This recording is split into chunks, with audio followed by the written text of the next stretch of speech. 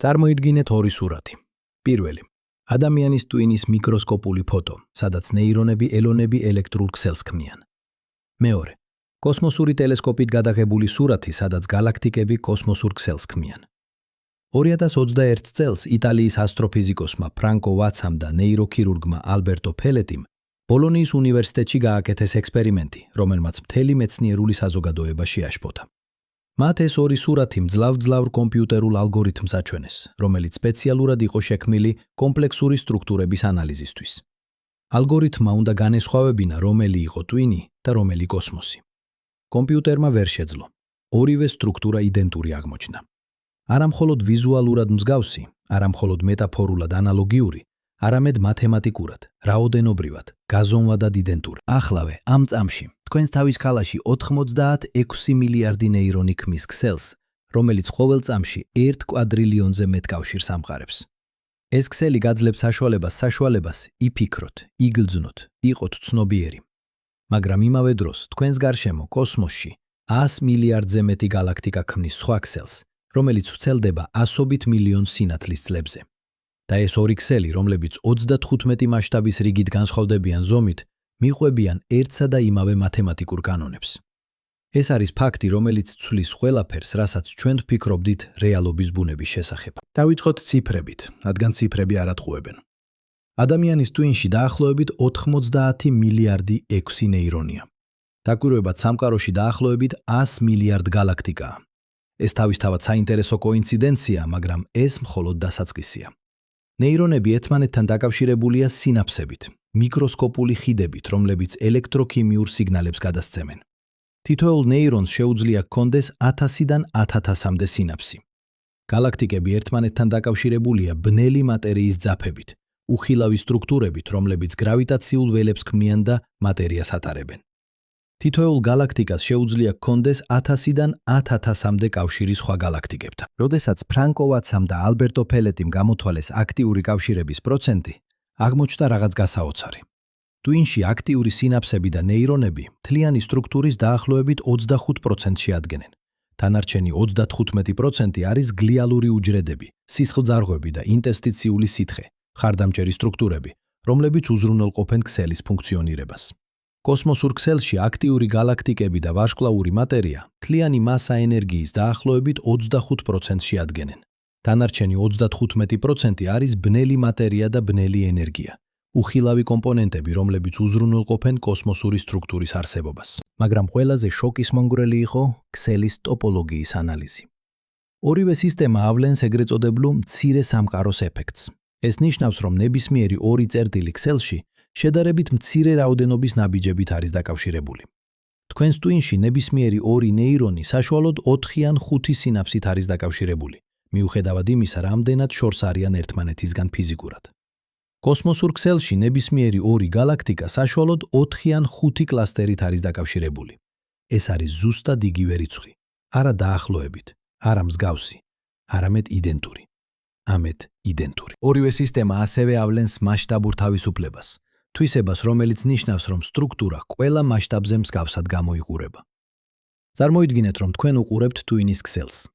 თუ თქვენ გაზრდით მცირე რეგიონს, იხილავთ განშტოებულ სტრუქტურას, სადაც ზოგიერთი ნეირონი ცენტრალური ჰაბია, ხოლო სხვები პერიფერიული კავშირები. თუ თქვენ გაზრდით კიდევ უფრო მცირე რეგიონს, იხილავთ იმავე ტიპის განშტოებულ სტრუქტურას. ეს პატერნი მეორდება ყველა მასშტაბზე, მიკრონებიდან სანტიმეტრებამდე. ახლა წარმოიდგინეთ, რომ თქვენ უყურებთ კოსმოსურ ქსელს.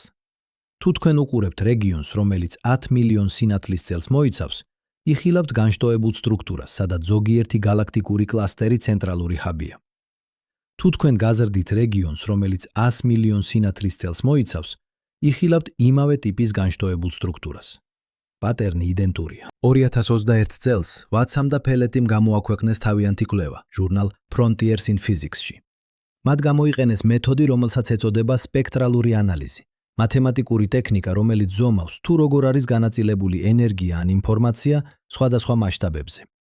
როდესაც მათ გამოიყენეს ეს მეთოდი ნეირონული ქსელისთვის, მიიღეს გარკვეული მრუდი, გრაფიკი, რომელიც აჩვენებს, თუ როგორ იცვლება კავშირების სიმკვრივე მასშტაბის მიხედვით.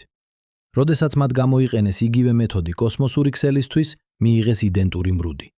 ორი სრულიად განსხვავებული სისტემა, რომლებიც 35 მასშტაბის რიგით განსხვავებიან ხვდებიან, აჩვენებდნენ იდენტურ მათემატიკურ ხელმოწერას. ფრანკო ვატსა, რომელიც ბოლონიის უნივერსიტეტის ასტროფიზიკის დეპარტამენტში მუშაობს, თავის ინტერვიუში ამბობდა: როდესაც პირველად დავინახე ეს შედეგები, ვფიქრობდი, რომ რაღაც შეცდომა იყო ჩემს კოდში. როგორ შეიძლება, რომ სისტემები, რომლებიც ერთმანეთისგან ასე რადიკალურად განსხვავდებიან, აჩვენებდნენ იდენტურ სტატისტიკურ თვისებებს. მაგრამ შევამოწმე კოდი 10 ჯერ. შევამოწმე მონაცემები 20 ჯერ. შედეგი იგივე იყო. ალბერტო ფელეტი, ვერონის უნივერსიტეტის ნეიროქირურგი დაამატებდა: ეს არ არის მეტაფორა, ეს არ არის პოეტური შედარება. ეს არის რაოდენობრივი, გაზომვადი, მათემატიკურად დადასტურებული იდენტურობა.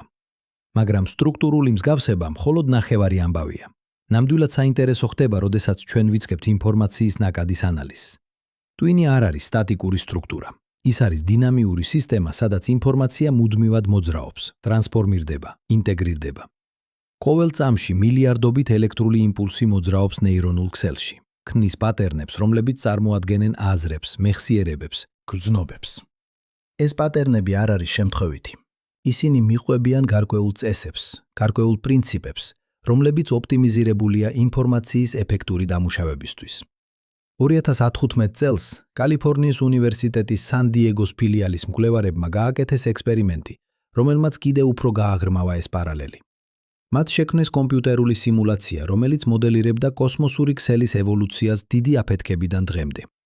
ეს სიმულაცია იყენებდა ცნობილ ფიზიკის კანონებს, გრავიტაციას, ბნელი მატერიის დინამიკას, კოსმოლოგიურ გაფართოებას. შემდეგ მათ შეადარეს ეს სიმულაცია ნეირონული ქსელის განვითარების მოდელებს, რომლებიც აღწერენ თუ როგორ ვითარდება ტვინი ემბრიონული განვითარებიდან მოციფულ ასაკამდე. აღმოჩნდა, რომ ორივე სისტემა მიყვება იდენტურ ზრდის პატერნებს. ორივე იწყება შედარებით ჰომოგენური სტრუქტურიდან. ადრეულ ემბრიონში ნეირონები თითქმის თანაბრად არიან განაწილებული. ადრეულ სამყაროში დაახლოებით 300,000 წელს დიდი აფეთქების შემდეგ მატერია თითქმის თანაბრად იყო განაწილებული. შემდეგ იწყება დიფერენციაცია. ზოგიერთი რეგიონი იწყებს უფრო სწრაფ ზრდას, იზიდავს მეტ რესურსს, ხდება ცენტრალური ხაბი. ტვინში ეს არის პროცესი, რომელსაც ეწოდება სინაფსური, პრუნინგი და მიელინიზაცია. კოსმოსში ეს არის პროცესი, რომელსაც ეწოდება გრავიტაციული კოლაფსი და სტრუქტურის ფორმირება. ორივე პროცესი მიყვება იდენტურ მათემატიკურ კანონებს. ყველაზე საინტერესო არის ის, რომ ორივე სისტემა ოპტიმიზირებულია ეფექტურობისთვის. ტვინი ორგანიზებულია ისე, რომ მაქსიმალური ინფორმაცია გადაეცეს მინიმალური ენერგიით. ეს არის კრიტიკული, რადგან ტვინი მოიხმარს დაახლოებით 20% სხეულის მთლიანი ენერგიიდან, მიუხედავად იმისა, რომ ის მხოლოდ 2%-ია სხეულის მასისა. ამიტომ ევოლუციამ შექმნა ქსელი, რომელიც მაქსიმალურად ეფექტურია. ნეირონები არ არიან შემთხვევით დაკავშირებული. ისინი ორგანიზებულია იერარქიულ სტრუქტურაში, სადაც ადგილობრივი კლასტერები მჭიდროდ არიან დაკავშირებული, მაგრამ შორეული რეგიონებიც მიღწევადია შედარებით მოკლე გზებით. კოსმოსური ქსელი ავლენს ზუსტად იმავე ორგანიზაციას. გალაქტიკები არ არიან შემთხვევით განაწილებული. ისინი ორგანიზებულია იერარქიულ სტრუქტურაში, სადაც ადგილობრივი კლასტერები მჭიდროდ არიან დაკავშირებული ბნელი მატერიის ძაფებით, მაგრამ შორეული სუპერკლასტერებიც დაკავშირებულია კოსმოსური ქსელის საშუალებით. ეს არქიტექტურა ცნობილია როგორც მცირე სამყაროს ქსელი, ტერმინი, რომელიც პირველად გამოიყენეს სოციალური ქსელების აღსაწერად, მაგრამ რომელიც ახლა გამოიყენება ნეირონული და კოსმოსური ქსელების აღსაწერადაც. 2019 წელს მასაჩუსეტსის ტექნოლოგიური ინსტიტუტის მკვლევარებმა გამოთვალეს, რამდენად ეფექტურია ინფორმაციის გადაცემა ორივე სისტემაში. მათ გამოიყენეს მეთოდი, რომელსაც ეწოდება ქსელის ეფექტურობის ინდექსი. რიცხვი, რომელიც ზომავს, რამდენად სწრაფად შეუძლია ინფორმაციას გავრცელდეს ქსელში, გათვალისწინებული კავშირების ღირებულება. ტვინისთვის ეს ინდექსი დაახლოებით 0,5-ია. კოსმოსური ქსელისთვის ეს ინდექსი დაახლოებით 0,5-ია. კიდევ ერთხელ, იდენტური რიცხვი. ეხლა მესმის რაზე ფიქრობთ. ეს ყველაფერი ჟღერს ზედმეტად კარგად, რომ იყოს ჭეშმარიტი.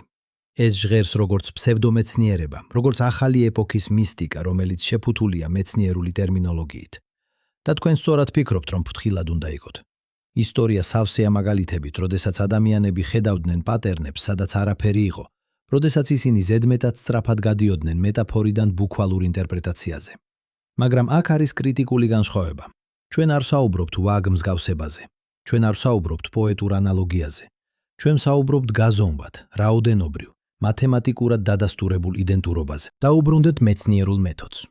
როდესაც მეცნიერები ამბობენ, რომ ორი სისტემა მსგავსია, ისინი არ გულისხმობენ, რომ ისინი ერთნაირად გამოიხურებიან. ისინი გულისხმობენ, რომ ისინი მიხვებიან იდენტურ მათემატიკურ კანონებს.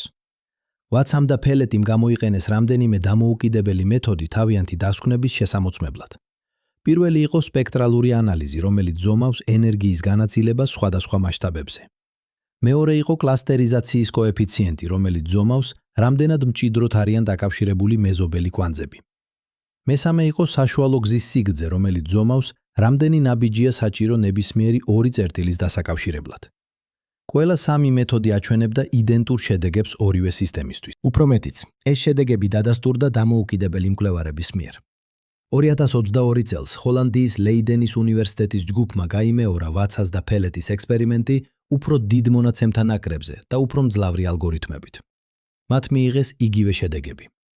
2022 წელს იაპონიის ტოკიოს უნივერსიტეტის ჯგუფმა გამოიყენა სრულიად განსხვავებული მათემატიკური მეთოდები და მიიღო იგივე შედეგები. ეს არ არის ერთი კვლევა, რომელიც შეიძლება იყოს შეცდომა. ეს არის კონვერგენტული მტკიცებულება მრავალი დამოუკიდებელი წყაროდან. მაგრამ რატო? რატო უნდა იყოს ორი ესეთი რადიკალურად განსხვავებული სისტემა ორგანიზებული იდენტურად? პასუხის გასაგებად ჩვენ უნდა ვისაუბროთ ინფორმაციაზე. არა ინფორმაციაზე ყოველდღიური გაგებით, ფაქტები, მონაცემები, ცოდნა, არამედ ინფორმაციაზე ფუნდამენტურ, ფიზიკურ გაგებით. ინფორმაციის თეორია, რომელიც შეიქმნა 1948 წელს ინჟინერ კლოდ შენონის მიერ, განსაზღვრავს ინფორმაციას როგორც განუსაზღვრელობის შემცირებას. როდესაც თქვენ იღებთ ინფორმაციას, თქვენ ამცირებთ განუსაზღვრელობას იმის შესახებ, თუ რა არის რეალობის მდგომარეობა. ეს განსაზღვრება ჟღერს აბსტრაქტულად, მაგრამ მას აქვს კონკრეტული ფიზიკური შედეგები. ინფორმაცია არ არის აბსტრაქტული კონცეფცია. ინფორმაცია არის ფიზიკური რაოდენობა, რომელსაც აქვს მასა, ენერგია, ენტროპია. როდესაც თქვენ ინახავთ ინფორმაციას, თქვენ ცვლით ფიზიკურ სისტემას. როდესაც თქვენ ამუშავებთ ინფორმაციას, თქვენ ხარჯავთ ენერგიას. როდესაც თქვენ წაშლით ინფორმაციას, თქვენ აწარმოებთ სითბოს. ეს არის ფუნდამენტური ფური ფიზიკის კანონები, რომლებიც დადასტურებულია ათასობით ექსპერიმენტით. ეხლა წარმოიდგინეთ, რომ სამყარო არის ინფორმაციის დამუშავების სისტემა. არა მეტაფორულად, არამედ ბუქვალურად. ყველა ფიზიკური პროცესი, ნაწილაკების მოძრაობა, ველების რხევა, ენერგიის გადაცემა შეიძლება აღიწეროს როგორც ინფორმაციის დამუშავება. ეს იდეა ცნობილია როგორც ინფორმაციული რეალიზმი ან ციფრული ფიზიკა. მისი ერთ-ერთი პიონერი იყო ჯონ არჩიბალდ უილერი, ლეგენდარული ფიზიკოსი, რომელმაც 1990 წლებში შემოგთავაზა ლოზუნგი ის ბიტიდან. იდეა, რომ ყველა ფიზიკური ობიექტი წარმოიქმნება ბიტიდან, ინფორმაციის ერთეულიდან. უილერი ამბობდა, ყველა ფიზიკური რაოდენობა, ყველა ის, რაც ჩვენ უწოდებთ რეალობას, საბოლოოდ წარმოიქმნება დიახ-არა კითხვებზე პასუხებიდან, ბინარული არჩევანებიდან, ბიტებიდან. ეს იყო რადიკალური იდეა, რომელიც უმეტეს ფიზიკოსებს ზედმეტად ფილოსოფიურად მიაჩნდათ. მაგრამ ბოლო 30 წლის განმავლობაში ეს იდეა მოიპოვა სულ უფრო მეტ ექსპერიმენტულ მხარდაჭერას. 1997 წელს არგენტინელმა ფიზიკოსმა ხუან მალდასენამ დაამტკიცა ეგრეთ წოდებული ჰოლოგრაფიული პრინციპი. მათემატიკური თეორემა, რომელიც აჩვენებს, რომ სამგანზომილებიანი სივრცის ყველა ინფორმაცია შეიძლება იყოს დაშიფრული ორგანზომილებიან ზედაპირზე. ეს ჟღერს როგორც მეცნიერული ფანტასტიკა, მაგრამ ეს არის მკაცრი მათემატიკური თეორემა, რომელიც გამომდინარეობს სიმებიანი თეორიიდან და კვანტური გრავიტაციიდან. ჰოლოგრაფიული პრინციპი გვეუბნება, რომ სამყარო შეიძლება იყოს ერთი გიგანტური ჰოლოგრამა, ორგანზომილებიანი ინფორმაციის სტრუქტურა, რომელიც პროექტირდება სამგანზომილებიან რეალობა. თუ ეს მართალია, მაშინ ინფორმაცია არ არის მეორადი თვისება სამყაროსი. ინფორმაცია არის ფუნდამენტური. მატერია, ენერგია, სივრცე, დრო, ყველა ეს არის გამოჩენილი თვისებები, რომლებიც წარმოიქმნებიან ინფორმაციის უფრო ფუნდამენტური სტრუქტურიდან. და თუ ეს მართალია, მაშინ ლოგიკურია, რომ სისტემები, რომლებიც ამუშავებენ ინფორმაციას ეფექტურად, უნდა მიყვებოდნენ მსგავს ორგანიზაციულ პრინციპებს. ტვინი ამუშავებს ინფორმაციას ეფექტურად. კოსმოსური ქსელი ამუშავებს ინფორმაციას ეფექტურად. ამიტომ ორივე მიყვება იდენტურ სტრუქტურულ პრინციპებს. მაგრამ ეს მიგვიყვანს ერთ ღრმა შემაშფოთებელ კითხვამდე. თუ ტვინი და კოსმოსური ქსელი მიყვებიან იდენტურ ორგანიზაციულ პრინციპებს და თუ ტვინი ამუშავებს ინფორმაციას ისე, რომ წარმოიქმნება ცნობიერება, მაშინ შეიძლება თუ არა კოსმოსური ქსელიც ამუშავებდეს ინფორმაციას ისე, რომ წარმოიქმნება რაღაც, რასაც ჩვენ შეიძლება უწოდოთ ცნობიერება. ეს არის კითხვა, რომელიც ჟღერს როგორც ფილოსოფიური სპეკულაცია, მაგრამ რომელსაც ახლა აქვს მყარი მეცნიერული საფუძველი. ცნობიერება არის ერთ-ერთი ყველაზე დიდი საიდუმლო მეცნიერებაში. ჩვენ ვიცით, რომ ის არსებობს. თქვენ ცნობიერი ხართ ამ წამში, როცა ამ სიტყვებს უსმენთ. მაგრამ ჩვენ არ ვიცით, როგორ წარმოიქმნება ის. როგორ ხდება ელექტროქიმიური სიგნალები ნეირონებში სუბიექტურ გამოცდილებად. როგორ ხდება ფიზიკური პროცესები გრძნობად, აზრად, ცნობიერებად. ეს არის ის, რასაც ფილოსოფოსები უწოდებენ ცნობიერების რთულ პრობლემას, ხარვეს, ფიზიკურ აღწერასა და სუბიექტურ გამოცდილებას შორის. ტრადიციული მატერიალისტური ფილოსოფია ამბობს, რომ ცნობიერება წარმოიქმნება ტვინის ფიზიკური პროცესებიდან. როდესაც ნეირონები ცეცხლდებიან სწორი პატერნით, წარმოიქმნება სუბიექტური გამოცდილება. მაგრამ ეს არ ხსნის თუ როგორ ხდება ეს. ხდება ეს არ ხსნის რატომ არის რაღაც, რაც ნიშნავს იყო ცნობიერი. და აქ არის, სადაც ახალი იდეები იწყებენ გამოჩენას. იდეები, რომლებიც ფუნდამენტურად ცვლიან ჩვენს გაგებას ცნობიერების ბუნების შესახებ. წარმოიდგინეთ, რომ თქვენ ხართ ნეირონი თქვენს ტვინში. ტვინში თქვენ ცეცხლდებით, გადასცემთ სიგნალებს, იღებთ სიგნალებს სხვა ნეირონებისგან. მაგრამ თქვენ არ იცით, რომ ხართ ნაწილი უფრო დიდი სისტემისა, რომელიც ფიქრობს, გრძნობს, ცნობიერია.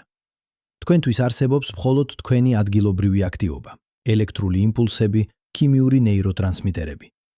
მაგრამ როდესაც მილიარდობით ნეირონი მოქმედებს ერთად, როდესაც მათი ინდივიდუალური აქტივობები ინტეგრირდება კოორდინირებულ პატერნებში, წარმოიქმნება რაღაც ახალი, ცნობიერება. ეხლა წარმოიდგინეთ, რომ ჩვენ ადამიანები ვართ იმ მდგომარეობაში. ჩვენ ვცოცხლობთ, ვმოქმედებთ, ვფიქრობთ. მაგრამ შესაძლოა ჩვენ ვართ ნაწილი უფრო დიდი სისტემისა, რომელიც ფიქრობს, გრძნობს, ცნობიერია. სისტემისა, რომელსაც ჩვენ უწოდებთ სამყაროს. ეს არ არის მხოლოდ ფილოსოფიური სპეკულაცია. 2004 წელს იტალიელმა ნეირომეცნიერმა ჯულიო ტონონიმ ვისკონსინის უნივერსიტეტიდან შემოგთავაზა თეორია, რომელმაც შეიძლება შეცვალოს ჩვენი გაგება ცნობიერების შესახებ. ეს თეორია ცნობილია როგორც ინტეგრირებული ინფორმაციის თეორია და ის გვთავაზობს მათემატიკურ ჩარჩოს ცნობიერების რაოდენობრივი გაზომვისთვის.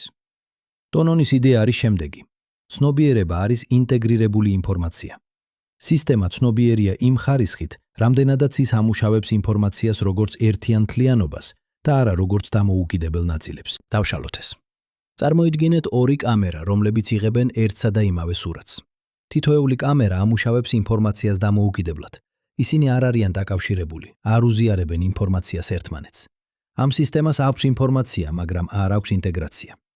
ეხლა წარმოიდგინეთ, რომ ეს ორი კამერა დაკავშირებულია კომპიუტერთან, რომელიც ადარებს მათ სურათებს, ეძებს განსხვავებებს, ქმნის სამგანზომილებიან რეკონსტრუქციას. ეხლა სისტემა არა მხოლოდ ამუშავებს ინფორმაციას, არამედ ინტეგრირებს მას. და ტონონის მიხედვით ეს ინტეგრაცია არის ის, რაც ქმნის ცნობიერებას. ტონონიმ შექმნა მათემატიკური ფორმულა ამ ინტეგრაციის გასაზომად. ის უწოდა მას φ, ბერძნული ასო, რომელიც წარმოადგენს ინტეგრირებული ინფორმაციის რაოდენობას სისტემაში. რაც უფრო მაღალია φ, მით უფრო ცნობიერია სისტემა. ფოტოდიოდს, მარტივ სინათლის სენსორს, აქვს φ 0-ის ახლოს. ის ამუშავებს ინფორმაციას, მაგრამ არ ინტეგრირებს მას. თერმოსტატს, რომელიც აკონტროლებს ტემპერატურას, აქვს ოდნავ უფრო მაღალი φ. ის ადარებს მიმდინარე ტემპერატურას, სასურველ ტემპერატურას და აკორექტირებს გათბობას. მაგრამ ადამიანის ტვინს აქვს უზარმაზარი φ. მილიარდობით ნეირონი ინტეგრირებს ინფორმაციას ათასობით განსხვავებული გზით. ქმნის მდიდარ, კომპლექსურ, ერთიან გამოცდილებას. 2015 წელს ტონონის ლაბორატორიამ ჩაატარა ექსპერიმენტები, რომლებმაც დაადასტურა ეს თეორია. მათ გამოიყენეს ტექნიკა, რომელსაც ეწოდება ტრანსკრანიალური მაგნიტური სტიმულაცია. მეთოდი, რომელიც საშუალებას იძლევა გააქტიუროს ტვინის კონკრეტული რეგიონები მაგნიტური იმპულსებით. შემდეგ მათ გაზომეს, როგორ ვრცელდება ეს აქტივობა ტვინის სხვა ნაწილებში. როდესაც ადამიანი იყო ცნობიერი, გაღვიძებული, ყურადღებიანი, სტიმულაცია იწვევდა კომპლექსურ ინტეგრირებულ პასუხს. აქტივობა ვრცელდებოდა მრავალ რეგიონში, ქმნიდა რთულ პატერნებს, რომლებიც გრძელდებოდა რამდენიმე წამს. მაგრამ როდესაც ადამიანი იყო არაცნობიერი, ღრმა ძილში ან ანესთეზიის ქვეშ, იგივე სტიმულაცია იწვევდა მხოლოდ ადგილობრივ მარტივ პასუხს. აქტივობა არ ვრცელდებოდა, სწრაფად ქრებოდა. ინტეგრაცია ქრებოდა და ცნობიერებაც ქრებოდა. ეს ექსპერიმენტები აჩვენებს რაღაც ფუნდამენტს. ცნობიერება არ არის ტვინის კონკრეტულ ნაწილში. ის არ არის რაღაც, რასაც შეგიძლია მიუთითო და თქვა, აქ არის ცნობიერება. ცნობიერება არის გამოჩენილი თვისება. ის წარმოიქმნება ტვინის სხვადასხვა ნაწილების ინტეგრირებული აქტივობიდან. და აქ არის კრიტიკული ინსაიტი. თუ ცნობიერება არის გამოჩენილი თვისება, რომელიც წარმოიქმნება ინტეგრირებული ინფორმაციის დამუშავებიდან, მაშინ ის შეიძლება წარმოიქმნას ნებისმიერ სისტემაში, რომელიც ამუშავებს ინფორმაციას ინტეგრირებული გზით. არა მხოლოდ ტვინებში, არა მხოლოდ ბიოლოგიურ სისტემებში, არამედ ნებისმიერ სისტემაში, რომელსაც აქვს სწორი სტრუქტურა და სწორი დინამიკა. ეს მიგვიყვანს იდეამდე, რომელიც 1000 წლეულების განმავლობაში არსებობდა ფილოსოფიაში, მაგრამ რომელიც ახლა იწყებს სერიოზულ მეცნიერულ ყურადღებას. ეს იდეა არის პანფსიქიზმი. ხედვა, რომ ცნობიერება არის ფუნდამენტური თვისება რეალობისა, ისევე როგორც მასა ან ელექტრული მუხტი. პანფსიქიზმი არ ამბობს, რომ ყველაფერი ფიქრობს ან რომ ქვებს აქვთ გრძნობები. ის ამბობს რაღაც ბევრად უფრო დახვეწილს, რომ ცნობიერება არის ფუნდამენტური თვისება, რომელიც არსებობს ყველა დონეზე, მაგრამ რომელიც ხდება უფრო მდიდარი და კომპლექსური, როდესაც სისტემები ხდებიან უფრო ინტეგრირებულები. წარმოიდგინეთ ფერი. ელემენტარულ ნაწილაკს, ელექტრონს ან კვარკს არ აქვს ფერი ჩვეულებრივი გაგებით, მაგრამ მას აქვს თვისებები, მასა, მუხტი, სპინი, რომლებიც როდესაც ნაწილაკები ერთიანდებიან ატომებში, შემდეგ მოლეკულებში, შემდეგ მატერიაში, საბოლოოდ წარმოქმნიან ფერს. ფერი არის გამოჩენილი თვისება, რომელიც წარმოიქმნება ფუნდამენტური თვისებების ინტეგრაციიდან. პანფსიქიზმი ამბობს, რომ ცნობიერება მუშაობს ანალოგიურად. ელემენტარულ ნაწილაკს შეიძლება ჰქონდეს ცნობიერების უკიდურესად მარტივი პრიმიტიული ფორმა, იმდენად მარტივი, რომ ჩვენ ვერც კი წარმოვიდგენთ. მაგრამ როდესაც ნაწილაკები ერთიანდებიან ატომებში, მოლეკულებში, უჯრედებში, ორგანიზმებში, ეს პრიმიტიული ცნობიერების ფორმები ინტეგრირდება და ქმნიან უფრო მდიდარ, უფრო კომპლექსურ ცნობიერებას. ფილოსოფოსი ფილიპ გოფი დარემის უნივერსიტეტიდან ამტკიცებს, რომ პანფსიქიზმი არის ერთადერთი გზა, ეგრეთ წოდებულო, ცნობიერების რთული პრობლემის გადასაჭრელად. რთული პრობლემა არის შემდეგი: როგორ წარმოიქმნება სუბიექტური გამოცდილება ობიექტური ფიზიკური პროცესებიდან? როგორ ხდება ნეირონების ელექტროქიმიური აქტივობა წითელი ფერის ხედვის გამოს გამოცდილებად, ან მუსიკის მოსმენის გამოცდილებად, ან სიყვარულის გრძნობად? ტრადიციული მატერიალიზმი ამბობს, რომ ცნობიერება წარმოიქმნება ტვინის აქტივობიდან, მაგრამ ეს არ ხსნის თუ როგორ ხდება ეს. ეს არ ხსნის, რატომ არის რაღაც, რაც ნიშნავს იყო ცნობიერი. გოფის არგუმენტი არის შემდეგი: თუ ცნობიერება არ არის ფუნდამენტური თვისება, მაშინ ის უნდა წარმოიშვას რაღაცისგან, რაც არ არის ცნობიერი. მაგრამ როგორ შეიძლება რაღაც სრულიად არაცნობიერმა წარმოქმნას ცნობიერება, ნობიერება? ეს იქნებოდა ისეთივე, როგორც ითქვას, რომ შეგიძლია მიიღო რაღაც წითელი იმისგან, რაც საერთოდ არ შეიცავს სიწითლეს. ან რომ შეგიძლია მიიღო რაღაც სითხე იმისგან, რაც საერთოდ არ არის სითხე. ფილოსოფოსები ამას უწოდებენ წარმოშობის პრობლემას. გოფი ამბობს, რომ ერთადერთი გზა ამ პრობლემის თავიდან ასაცილებლად არის ვივარაუდოთ, რომ ცნობიერება ყოველთვის იყო იქ, ფუნდამენტურ დონეზე. ცნობიერება არ წარმოიქმნება. ის ინტეგრირდება, კომპლექსდება, მდიდრდება, მაგრამ ის ყოველთვის იყო რეალობის ფუნდამენტური ასპექტი. 2019 წელს გოფმა გამოაქვეყნა წიგნი სახელწოდებით „გალილეოს შეცდომა“, სადაც ის ამტკიცებს, რომ თანამედროვე მეცნიერება აკეთებს ფუნდამენტურ შეცდომას. გალილეო გალილეიმ მე-18 საუკუნეში გადაწყვიტა, რომ მეცნიერება უნდა შეეხებოდეს მხოლოდ რაოდენობრივ, გაზომად თვისებებს, მასას, სიჩქარეს, ტემპერატურას. ხარისხობრივი, სუბიექტური გამოცდილება, ფერების სილამაზე, მუსიკის ემოციური ძალა, ტკივილის შეგრძნება გამოირიცხა მეცნიერების სფეროდან. გოფი ამბობს, რომ ეს იყო პრაგმატული გადაწყვეტილება, რომელმაც საშუალება მისცა მეცნიერებას განვითარებულიყო, მაგრამ რომელმაც ასევე შექმნა ხელოვნური გამიჯვნა ფიზიკურ რეალობასა და ცნობიერ გამოცდილებას შორის. ახლა 4 საუკუნის შემდეგ ჩვენ ვცდილობთ ავხსნათ ცნობიერება იმ ენაზე, რომელიც სპეციალურად შეიქმნა ცნობიერების გამორიცხვისთვის. ეხლა დაუბრუნდეთ კოსმოსურ ქსელს. ჩვენ უკვე ვნახეთ, რომ მისი სტრუქტურა იდენტურია ნეირონული ქსელისა. ჩვენ ვნახეთ, რომ ის ამუშავებს ინფორმაციას ეფექტურად, ისევე როგორც ტვინი. მაგრამ ამუშავებს თუ არა ის ინფორმაციას ინტეგრირებული გზით? ეს არის კრიტიკული კითხვა, რადგან ტონონის თეორიის მიხედვით, ინტეგრაცია არის ის, რაც ქმნის ცნობიერებას. 2021 წელს ასტროფიზიკოსებმა დაიწყეს ამ კითხვის გამოკვლევა და შედეგები იყო გასაოცარი. აღმოჩნდა, რომ გალაქტიკები არ არიან იზოლირებული ობიექტები, რომლებიც დამოუკიდებლად მოძრაობენ კოსმოსში. ისინი არიან ღრმად ურთიერთდაკავშირებული ბნელი მატერიის ძაფების საშუალებით, რომლებიც ქმნიან კოსმოსურ ქსელს. ეს ძაფები არ არის უბრალოდ სტატიკური სტრუქტურები. ისინი არიან დინამიური, ცოცხალი სისტემები, რომლებშიც მატერია და ენერგია მუდმივად მიედინება. როდესაც ვარსკვლავი აფეთქდება სუპერნოვად ერთ galaktikაში, ის გამოსცემს ენერგიას და მატერიას, რომელიც ვრცელდება კოსმოსურ ქსელში და გავლენას ახდენს სხვა galaktikებზე. როდესაც ორი galaktika ერთმანეთს ეჯახება და შერწყმა, ეს ქმნის გრავიტაციულ ტალღებს, რომლებიც ვრცელდება კოსმოსურ ქსელში და ცვლის სხვა galaktikების ორბიტებს. 2021 წელს კალიფორნიის ტექნოლოგიური ინსტიტუტის მკვლევარებმა გამოაქვეყნეს კვლევა, რომელმაც გაზომა ინფორმაციის ნაკადის სიჩქარე კოსმოსურ ქსელში. მათ გამოიყენეს სუპერკომპიუტერული სიმულაციები, რომლებიც მოდელირებდა თუ როგორ ვრცელდება ცვლილებები ერთ galaktikაში მთელ კოსმოსურ ქსელში. აღმოჩნდა, რომ ინფორმაცია ვრცელდება გაცილებით სწრაფად, ვიდრე მოსალოდნელი იყო კლასიკური ფიზიკის საფუძველზე. ეს იმიტომ, რომ კოსმოსური ქსელი არ არის უბრალოდ ფიზიკური სტრუქტურა.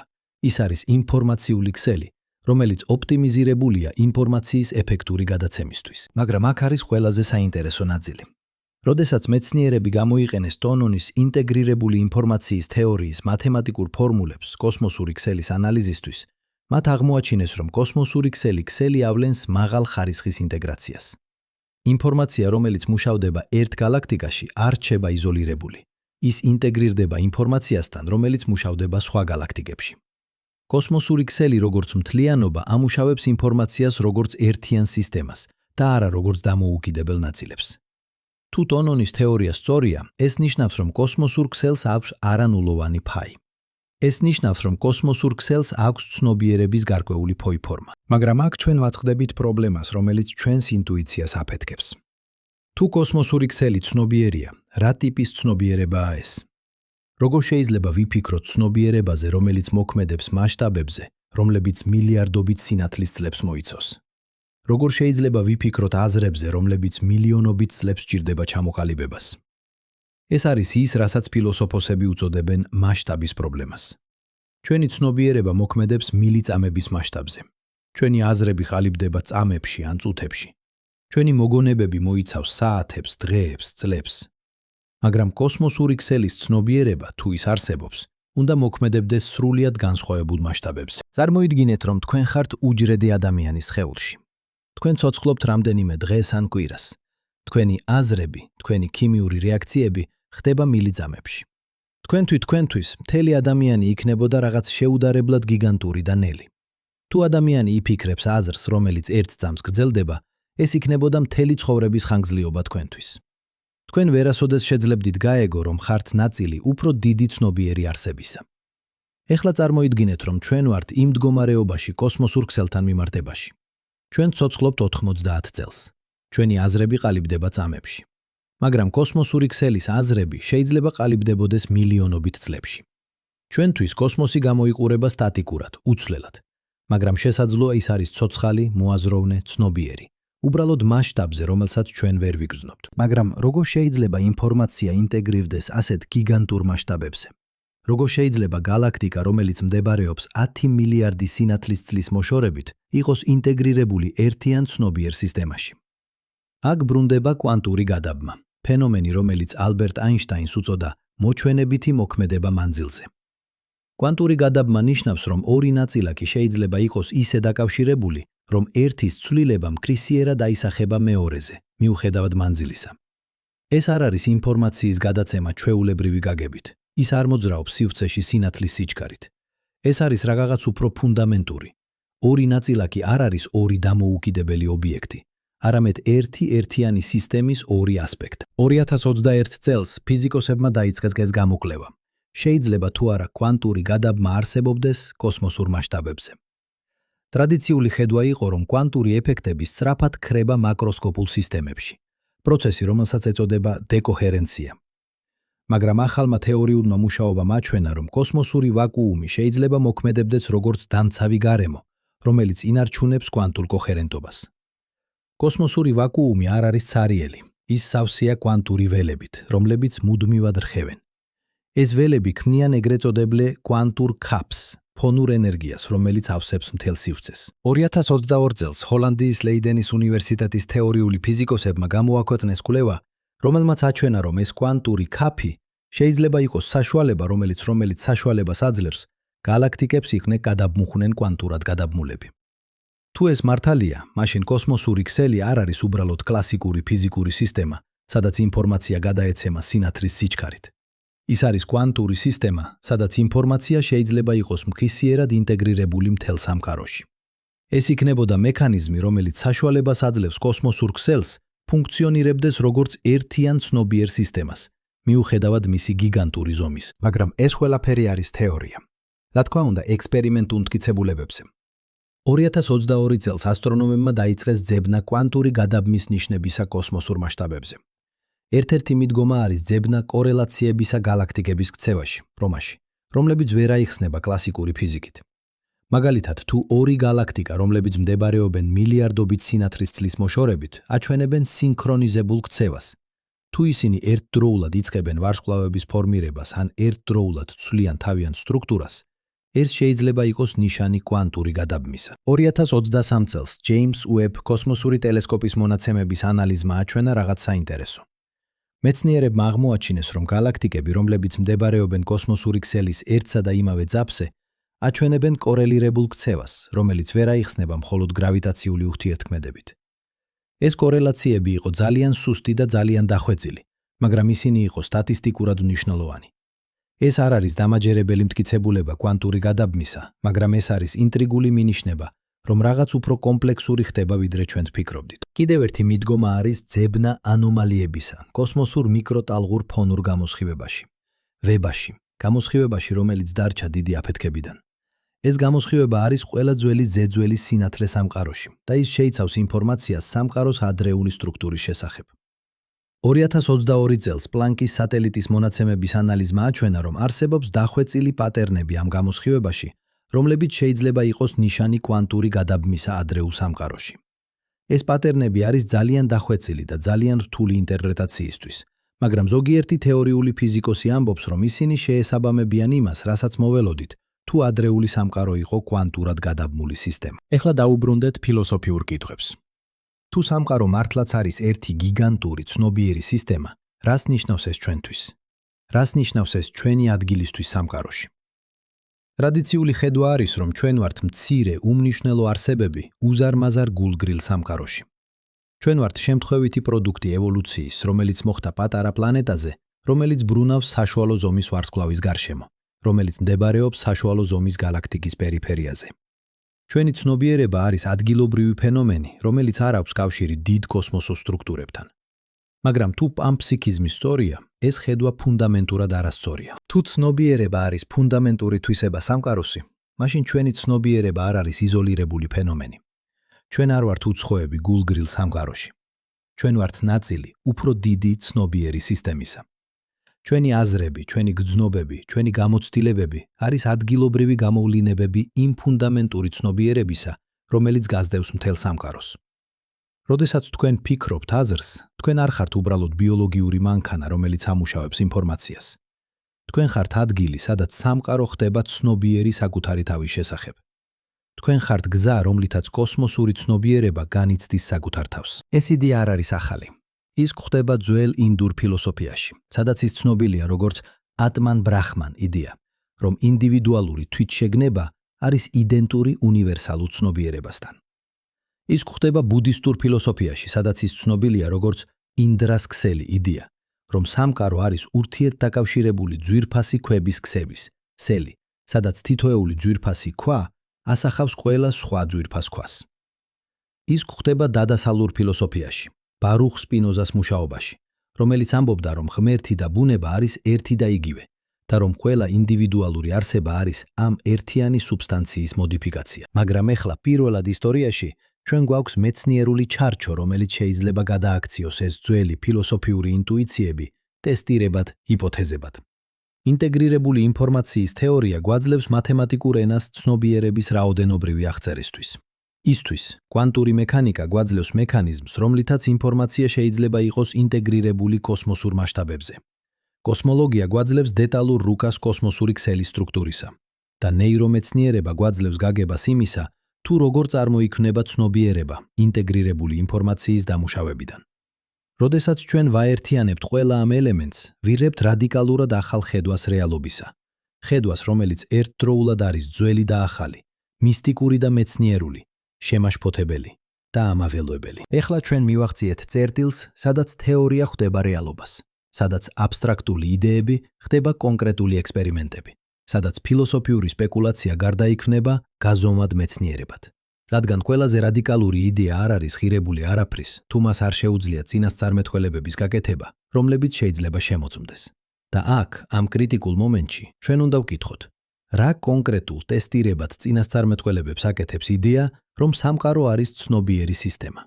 როგორ შეგვიძლია განვასხვაოთ ეს იდეა უბრალოდ პოეტური მეტაფორისგან? დავიწყოთ სკეპტიკოსების არგუმენტებით, რადგან ისინი არიან ყველაზე ძლიერი.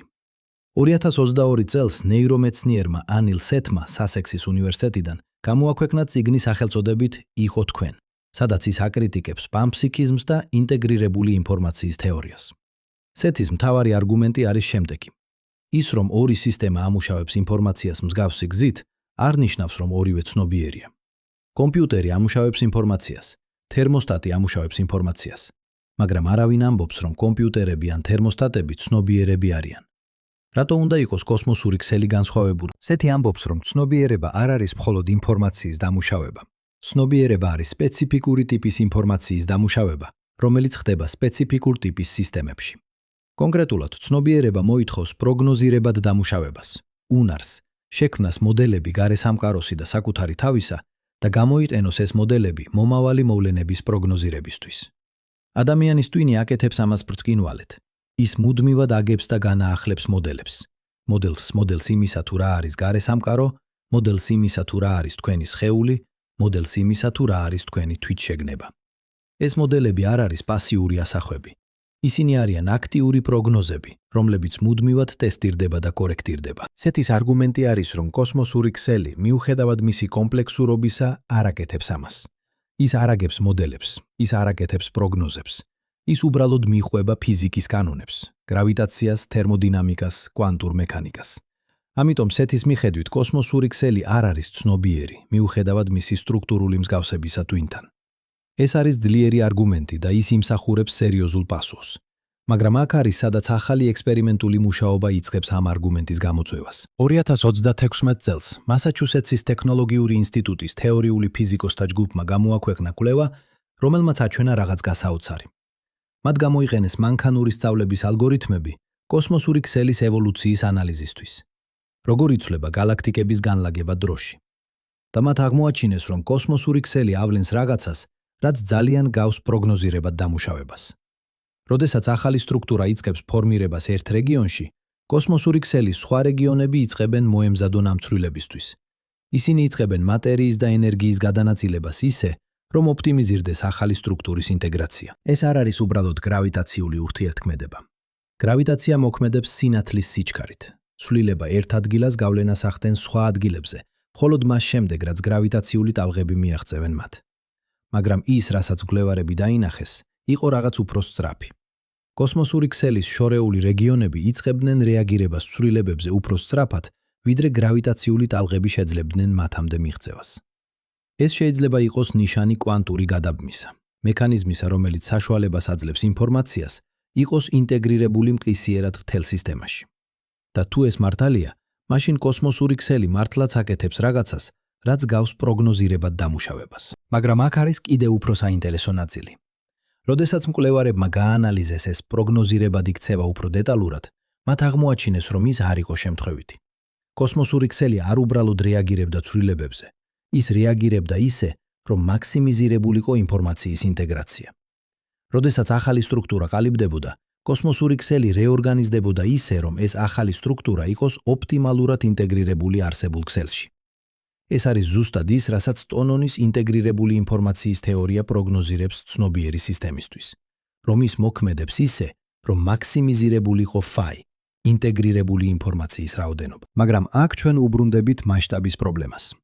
როდესაც ჩვენ ვამბობთ, რომ კოსმოსური ქსელი რეაგირებს ან მოემზადება, ჩვენ საუბრობთ პროცესებზე, რომლებიც მილიონობით წლებს გრძელდება. როგორ შეიძლება ეს იყოს ცნობიერება? როგორ შეიძლება რაღაც, რაც ხდება ასეთ ნელ მასშტაბზე, იყოს ანალოგიური ჩვენი აზრებისა, რომლებიც ყალიბდება მილიწამებში? 2024 წელს ფილოსოფოსმა თომას ნაგელმა ნიუ-იორკის უნივერსიტეტიდან შემოგთავაზა საინტერესო პერსპექტივა ამ კითხვაზე. ნაგელი ცნობილია თავისი ესეით „როგორია იყო ღამურა“ ფილოსოფიური ანალიზი იმისა, თუ როგორ შეგვიძლია გავიგოთ სუბიექტური გამოცდილება არსებისა, რომელიც რადიკალურად განსხვავდება ჩვენგან. ნაგელის არგუმენტი არის, რომ ჩვენ ვერასოდეს შევძლებთ სრულად გავიგოთ როგორია იყო ღამურა, რადგან ჩვენი ცნობიერება სტრუქტურირებულია სრულიად განსხვავებული გზით. ღამურა აღიქვამს სამყაროს ეკოლოკაციის საშუალებით. ის გამოსცემს ულტრაბგერით ხმებს და უსმენს ექოებს, რომლებიც უბრუნდება. ამ ექოების საფუძველზე ღამურა აგებს სამგანზომილებიან რუკას თავისი გარემოსი. მაგრამ ეს რუკა არ არის ვიზუალური, ის არის აკუსტიკური. ღამურას ხედვა არის ფუნდამენტურად განსხვავებული ჩვენი ხედვისგან. ჩვენ შეგვიძლია გავიგოთ ეს ინტელექტუალურად, მაგრამ ჩვენ ვერასოდეს შევძლებთ განვიცადოთ ის, როგორც ღამურა განიცდის მას. ეხლა გამოიყენეთ ეს იდეა კოსმოსურ ქსელზე. თუ კოსმოსური ქსელი ცნობიერია, მისი ცნობიერება უნდა იყოს ისეთი რადიკალურად განსხვავებული ჩვენი ცნობიერებისგან, რომ ჩვენ ვერც კი შევძლებთ წარმოვიდგინოთ როგორია იყო ის. ჩვენი ცნობიერება მოქმედებს მილიწამების მასშტაბზე. კოსმოსური ქსელის ცნობიერება მოქმედებს მილიონობით წლების მასშტაბზე. ჩვენი ცნობიერება ლოკალიზებულია რამდენიმე კილოგრამ ნეირონულ ქსოვილში. კოსმოსური ქსელის ცნობიერება ვრცელდება მილიარდობით სინათლის წლებზე. ჩვენი ცნობიერება აღიქვამს სამყაროს 5 სენსორული მოდალობის საშუალებით: ხედვა, სმენა, შეხება, გემო, სუნი. კოსმოსური ქსელის ცნობიერება შეიძლება აღიქვამდეს სამყაროს გრავიტაციული ველების, კვანტური გადაბმის, ბნელი ენერგიის ნაკადების საშუალებით. მაგრამ აქ არის კრიტიკული ინსაიტი. დრო არ არის აბსოლუტური. დრო არის ფარდობითი. ის დამოკიდებულია დამკვირვებელზე. აინშტაინის ფარდობითობის თეორია გვიჩვენებს, რომ ორი დამკვირვებელი, რომლებიც მოძრაობენ სხვადასხვა სიჩქარით, ან იმყოფებიან სხვადასხვა ციურ ველებში, განიცდიან დროს განსხვავებულად. ფოტონისთვის, რომელიც მოძრაობს სინათლის სიჩქარით, დრო საერთოდ არ მიედინება. მთელი სამყაროს ისტორია, დიდი აფეთქებიდან დღემდე, არის ერთი მყისიერი მომენტი ფოტონის პერსპექტივიდან. ახლა წარმოიდგინეთ, რომ კოსმოსური ქსელის ცნობიერება მოქმედებს არა ჩვენს დროის მასშტაბზე, არამედ რაღაც შუალედურ მასშტაბზე. უფრო ნელ ვიდრე ჩვენი აზრები, მაგრამ უფრო სწრაფ ვიდრე გეოლოგიური პროცესები. 2025 წელს ფიზიკოსმა ლის მოლინმა პერიმეტრის ინსტიტუტიდან კანადაში შემოგთავაზა იდეა, რომელსაც ის უწოდებს დროის პლურალიზმს. სმოლინის იდეა არის, რომ სხვადასხვა ფიზიკურ სისტემებს აქვთ თავიანთი საკუთარი შინაგანი დრო, დროის მასშტაბი, რომელზეც ისინი ამუშავებენ ინფორმაციას და იცვლებიან. ელემენტარული ნაწილაკისთვის შინაგანი დრო შეიძლება იყოს პლანკის დროის დრო, ყველაზე მცირე დროის ინტერვალი, რომელსაც აქვს ფიზიკური მნიშვნელობა, დაახლოებით 10 ხარისხით -43 ძამი. ადამიანის ტვინისთვის შინაგანი დრო შეიძლება იყოს დაახლოებით 100 მილიწამი. დროის ინტერვალი, რომელიც საჭიროა ნეირონისთვის, რომ გაცეცხლდეს და გადასცეს სიგნალი. კოსმოსური ქსელისთვის შინაგანი დრო შეიძლება იყოს მილიონობით წლები. დროის ინტერვალი, რომელიც საჭიროა გალაქტიკებისთვის, რომ შეერწყან, ვარსკვლავებისთვის, რომ დაიბადონ და მოკვდნენ, კოსმოსური სტრუქტურებისთვის, რომ ევოლუციონირონ. მაგრამ თითოეული ამ სისტემისთვის მისი საკუთარი შინაგანი დრო არის ნორმალური დრო. ნეირონი არ გძნობს, რომ ის მოქმედებს ნელა ელემენტარულ ნაწილაკებთან შედარებით.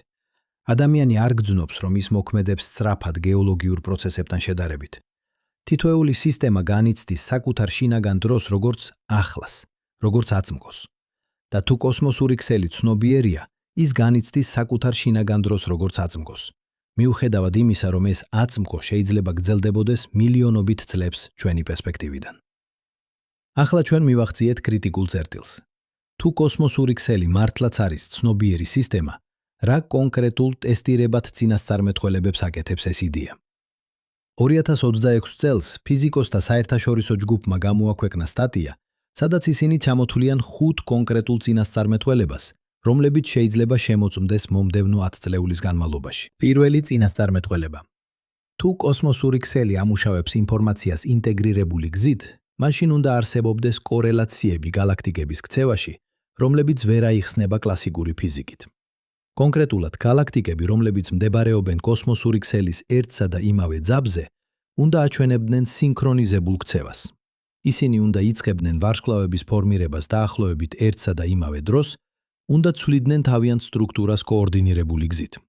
ეს სინქრონიზაცია უნდა იყოს უფრო ძლიერი, ვიდრე შეიძლება აიხსნას მხოლოდ გრავიტაციული ურთიერთქმედებით. მეორე წინასწარმეტყველება. თუ კოსმოსური ქსელი იყენებს კვანტურ გადაბმას ინფორმაციის ინტეგრირებისთვის, მაშინ უნდა არსებობდეს დახვეწილი ანომალიები კოსმოსურ მიკროტალღურ ფონურ გამოსხივებაში. ეს ანომალიები უნდა აჩვენებდნენ სპეციფიკურ პატერნს, რომელიც შეესაბამება კვანტური გადაბმის მათემატიკურ ხელმოწერას. კონკრეტულად უნდა არსებობდეს კორელაციები ტემპერატურის ფლუქტუაციებში, რომლებიც განცალკევებულია მილიარდობით სინათლის წლებით, მაგრამ რომლებიც იყვნენ კვანტურად გადაბმულები ადრეულ სამყაროში. მესამე წინასწარმეტყველება. თუ კოსმოსური ქსელი მაქსიმიზირებს ინტეგრირებულ ინფორმაციას, მაშინ მისი ევოლუცია უნდა მიყვებოდეს სპეციფიკურ ტრაექტორიას. კონკრეტულად, კოსმოსური ქსელი უნდა ვითარდებოდეს ისე, რომ ყოველი ახალი სტრუქტურა, რომელიც ყალიბდება, ზრდის მთლიან ფაის, ინტეგრირებული ინფორმაციის რაოდენობას სისტემაში. ეს ნიშნავს, რომ კოსმოსური ქსელი უნდა ხდებოდეს უფრო კომპლექსური, უფრო ინტეგრირებული, უფრო ცნობიერი დროთა განმავლობაში. მეოთხე წინასწარმეტყველება. თუ ცნობიერება არის ფუნდამენტური თვისება, რომელიც არსებობს ყველა დონეზე, მაშინ უნდა არსებობდეს გზა ცნობიერების გასაზომად არაბიოლოგიურ სისტემებში. კონკრეტულად უნდა იყოს შესაძლებელი გამოვთვალოთ ფაი, ინტეგრირებული ინფორმაციის რაოდენობა ნებისმიერი ფიზიკური სისტემისთვის. და ეს რიცხვი უნდა კორელირებდეს იმასთან, რასაც ჩვენ ინტუიტიურად უწოდებთ ცნობიერებას. სისტემები მაღალი ფაით უნდა ავლენდნენ ქცევას, რომელიც გავს ცნობიერ ქცევას, მოქნილობას, ადაპტაციას, მიზნის მიმართულ მოქმედებას. მეხუთე წინასწარმეტყველება. თუ ჩვენი ინდივიდუალური ცნობიერება არის ადგილობრივი გამოვლინება კოსმოსური ცნობიერებისა, მაშინ უნდა არსებობდეს გზა შეერთების ამ უფრო დიდ ცნობიერებასთან. კონკრეტულად, გარკვეული მდგომარეობები, მედიტაცია, ფსიქოდელიური გამოცდილებები, მისტიკური გამოცდილებები შეიძლება იყოს მდგომარეობები, სადაც ჩვენი ადგილობრივი ცნობიერება ხდება უფრო ინტეგრირებული კოსმოსურ ცნობიერებასთან. ამ მდგომარეობებში ადამიანები უნდა აღწევდნენ გამოცდილებას ერთიანობისა სამყაროსთან, დაკავშირებულობის ყველაფერთან, გაფართოებული ცნობიერების, რომელიც სცილდება ინდივიდუალურ ეგოს. და აქ რაღაც საინტერესო ხდება. როდესაც ნეირომეცნიერები იწყებენ შესწავლას ადამიანების, რომლებიც აღწერენ ასეთ გამოცდილებებს, ისინი აღმოაჩენენ რაღაც გასაოცარი. 2021 წელს ნეირომეცნიერმა ჯუდსონ ბრიუერმა ბრაუნის უნივერსიტეტიდან ჩაატარა კვლევა გამოცდილი მედიტატორების ტვინის აქტივობაზე. ის იყენებდა ფუნქციურ მაგნიტურ რეზონანსულ გამოსახულებას, ტექნიკას, რომელიც საშუალებას იძლევა დაინახო, რომელი ტვინის რეგიონები არიან აქტიური რეალურ დროში. ბრიუერმა აღმოაჩინა, რომ როდესაც გამოცდილი მედიტატორები შედიოდნენ ღრმა მედიტაციურ მდგომარეობაში, მათი ტვინის აქტივობა რადიკალურად იცვლებოდა. კონკრეტულად, რეგიონი, რომელსაც ეწოდება დეფოლტური რეჟიმის ქსელი, ტვინის ნაწილი, რომელიც აქტიურია, როდესაც ჩვენ ვფიქრობთ საკუთარ თავზე, ვგეგმავთ მომავალს, ვიხსენებთ წარსულს, ხდებოდა ნაკლებად აქტიური. ამავდროულად, რეგიონები, რომლებიც პასუხისმგებელნი არიან სენსორულ დამუშავებაზე და ყურადღებაზე, ხდებოდნენ უფრო აქტიურები. მაგრამ ყველაზე საინტერესო იყო ის, რომ ტვინის სხვადასხვა რეგიონები იწყებდნენ უფრო სინქრონიზებულად მუშაობას. კავშირები ტვინის შორეული ნაწილებს შორის ხდებოდა უფრო ძლიერი. ტვინი როგორც მთლიანობა ხდებოდა უფრო ინტეგრირებული. ბრიუერი ამბობს, ეს იყო ისეთივე, როგორც ტვინი გადადიოდა უფრო ადგილობრივი, ფრაგმენტირებული დამუშავებიდან, უფრო გლობალურ, ინტეგრირებულ დამუშავებაზე. და ეს კორელირებდა სუბიექტურ გამოცდილებასთან, რომელსაც მედიტატორები აღწერდნენ. გრძნობა ერთიანობისა, დაკავშირებულობისა, გაფართოებული ცნობიერებისა. თუ ჩვენ გამოვიყენებთ ტონონის ინტეგრირებული ინფორმაციის თეორიას, ეს ნიშნავს, რომ მედიტაციური მდგომარეობა ზრდის ფაის, ინტეგრირებული ინფორმაციის რაოდენობას ტვინში. ტვინი ხდება უფრო ცნობიერი, გარკვეული გაგებით. მაგრამ კიდევ უფრო დრამატული შედეგები მოდის ფსიქოდელიური კვლევებიდან. 2022 წელს Imperial College ლონდონის კვლევარებმა, რომლებსაც ხელმძღვანელობდა რობინ ქარჰარტ ჰარისი, ჩაატარეს კვლევა ფსილოციბინის, აქტიური ინგრედიენტი ფსიქოდელიურ სოკოებში, ეფექტებზე ტვინის კავშირებზე. მათ გამოიყენეს ფუნქციური მაგნიტური რეზონანსული გამოსახულება და მაგნიტოენცეფალოგრაფია, ტექნიკები, რომლებიც საშუალებას იძლევა დაინახო, როგორ კომუნიკაციას უწევენ ტვინის სხვადასხვა რეგიონები ერთმანეთთან. აღმოჩნდა, რომ ფსილოციბინი რადიკალურად ზრდის კავშირებს ტვინის რეგიონებს შორის, რომლებიც ჩვეულებრივ არ კომუნიკაციას არ უწევენ ერთმანეთს. ქარჰარტ ჰარისი ამბობს, ეს იყო ისეთივე, როგორც ტვინი გადადიოდა უფრო იერარქიული, სეგრეგირებული ორგანიზაციიდან უფრო ანარქიულ, მაგრამ ამავდროულად უფრო ინტეგრირებულ ორგანიზაციაზე. რეგიონები, რომლებიც ჩვეულებრივ მუშაობენ დამოუკიდებლად, იწყებდნენ ინტენსიურ კომუნიკაციას ერთმანეთთან. და კიდევ ერთხელ, ეს კორელირებდა სუბიექტურ გამოცდილებასთან. ადამიანები, რომლებიც იღებდნენ ფსილოციბინს, აღწერდნენ გამოცდილებას ეგოს დაშლისა, გრძნობას, რომ მათი ინდივიდუალური თვითშეგნება იშლება და შერწყმა უფრო დიდ ცნობიერებასთან. ისინი აღწერდნენ გრძნობას ერთიანობისა სამყაროსთან, დაკავშირებულობის ყველაფერთან, ტრანსცენდენტული ცნობიერებისა, რომელიც სცილდება ინდივიდუალურ ეგოს. ეხლა ეს შეიძლება იყოს უბრალოდ ილუზია, ტვინის ქიმიური დისბალანსი, რომელიც ქმნის ყალბგრძნობას კავშირისა. მაგრამ თუ პანფსიქიზმის სწორია, თუ ჩვენი ინდივიდუალური ცნობიერება მართლაც არის ადგილობრივი გამოვლინება უფრო დიდი კოსმოსური ცნობიერებისა, მაშინ ეს გამოცდილებები შეიძლება იყოს არა ილუზია, არამედ ჭეშმარიტი აღქმა რეალობის უფრო ღრმა დონისა. როდესაც ტვინის ნორმალური, სეგრეგირებული ორგანიზაცია დროებით იშლება, შესაძლოა ჩვენი ცნობიერება ხდება უფრო ინტეგრირებული კოსმოსურ ცნობიერებასთან. ჩვენ დროებით ვხდებით ნაკლებად ადგილობრივები და უფრო გლობალურები. 2028 წელს პრინსტონის უნივერსიტეტის მკვლევარებმა ჩაატარეს ექსპერიმენტი, რომელიც ცდილობდა პირდაპირ შეემოწმებინა იდეა კოლექტიური ცნობიერებისა. მათ შექმნეს გლობალური ქსელი შემთხვევითი რიცხვების გენერატორებისა, მოწყობილობები, რომლებიც იყენებენ კვანტურ პროცესებს სრულიად შემთხვევითი რიცხვების გენერირებისთვის. ეს გენერატორები განთავსდა 90 ქვეყანაში მთელ მსოფლიოში. იდეა იყო შემდეგი.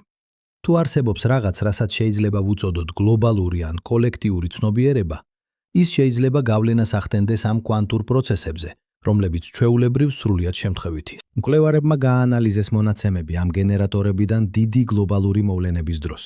ტერორისტული თავდასხმები, ბუნებრივი კატასტროფები, მნიშვნელოვანი სპორტული მოვლენები, რელიგიური დღესასწაულები.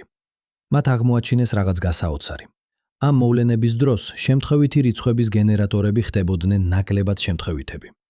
ისინი იწყებდნენ პატერნების გენერირებას, დახვეწილი, მაგრამ სტატისტიკურად მნიშვნელოვანი გადახრების შემთხვევითობისგან.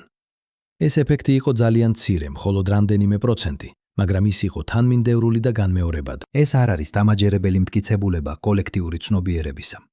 არსებობს მრავალი შესაძლო ალტერნატიული ახსნა: ელექტრომაგნიტური ხმაური, სტატისტიკური არტეფაქტები, მიკერძოება მონაცემთა ანალიზში. მაგრამ ეს არის ინტრიგული მინიშნება, რომ რაღაც უფრო კომპლექსური შეიძლება ხდებოდეს. თუ მილიარდობით ადამიანი ერთდროულად ფოკუსირებს თავის ყურადღებას ერთსა და იმავე მოვლენაზე, შესაძლოა ეს ქმნის ერთგვარ კოლექტიურ ყურადღებას, რომელიც გავლენას ახდენს კვანტურ პროცესებზე. და თუ ეს მართალია, ეს იქნებოდა პირდაპირ მტკიცებულება იმისა, რომ ცნობიერება არ არის მხოლოდ ადგილობრივი ფენომენი, არამედ რაღაც, რაც შეიძლება იყოს კოლექტიური, ინტეგრირებული, კოსმოსური. ეხლა ჩვენ მივახციეთ წერტილს, სადაც ყველა ეს ძაფი იწყებს შეერთებას ერთ თანმიმდევრულ სურათში.